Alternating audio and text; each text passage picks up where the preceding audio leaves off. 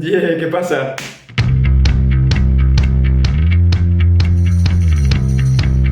Avui vinc a parlar-vos d'alguns spoilers en l'art. Serà un vídeo curtet, veurem 4 hores, que no vol dir que no n'hi hagi més, però són les que m'han motivat a fer el vídeo. I menys una les he vist totes este any passat en Itàlia. La cosa és que a mi m'encanta anar a museus, sóc un apassionat i un friqui d'aixes coses. A mi, si vols conquistar-me, ja saps on portar-me, vull dir... Però bueno, tornant al tema, sempre que vaig em fa molta gràcia trobar-me en obres que et colen un spoiler com que no quiere la cosa, saps? Per a qui no ho sàpiga, spoiler és quan et conten algo que va a passar però encara no ha passat. En el cas de l'art em pareixen superxulos. Ara, si m'enamolles algun d'una pel·li o una sèrie, no et torne a xerrar en 2 setmanes. Quin avisa no és traïdor. Muy bien, anirem cronològicament. Així que comencem amb l'anunciació de Pere Serra, del 1404, més o menys. Ahí tenim a l'arcàngel Gabriel dient-li a Maria que està a punt de ser prenyada per un colom. I Maria en plan, sí, no patisques. Però realment on està l'espoiler aquí? En que l'Espíritu Santo està encara apropant-se a Maria i ja mos mostren el xiquillo ahí flotant,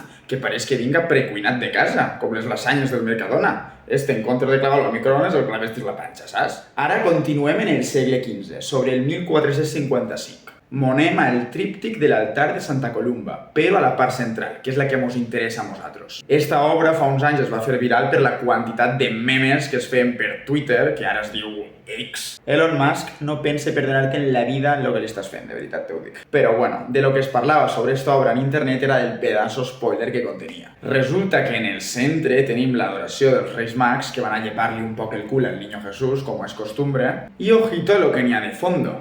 Crist en la creu. És que, vamos, tu imagina't que acabes de néixer fa 4 dies i et veus a tu mateixa de major penjant una creu. És que agradable no és, saps el que vull dir, He llegit que per internet es parla d'un error de l'artista, d'un anacronisme. Jo no estava allí i no m'ho ha dit ell de boqueta. I jo sóc fiel defensor de que si vols saber una cosa de veritat, ves i parla amb la persona en qüestió. Però en este cas no podem. Encara que en la meva opinió pensar que s'ha enganyat és de ser molt paternalista. Que els artistes de fa 600 anys no estaven bobos, Lo més probable és que siga una manera de dir que este xiquet serà el que acabarà sacrificant-se per tots nosaltres i portant la salvació al món. Una manera de vincular al chiquillo, que en ese moment és un chiquillo, en el salvador de la humanitat. Al final l'està deixant bé tot, saps? Ara, ojito que monem al segle XVI, amb els desposoris de la Verge, que representa l'enllaç matrimonial entre Josep i Maria i tota la pesca. L'espoiler que hi ha aquí em fa molta gràcia perquè està l'Esperit Sant que pareix que tinga pressa o algo per prenyar a Maria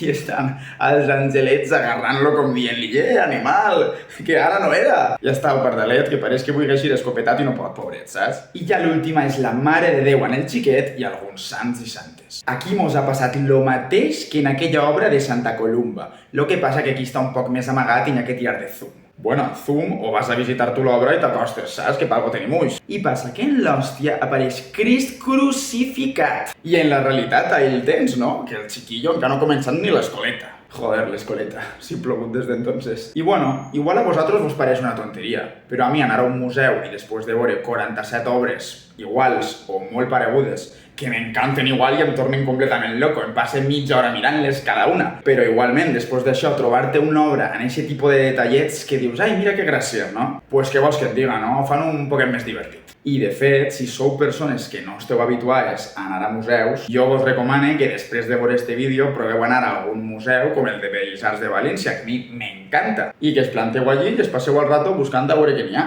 I és un hàbit superxulo. Jo al Museu de Belles Arts de València he anat aixina de voltes, i 20 voltes més que aniré. És superxulo, vos ho recomano de veritat. Vale, va, au!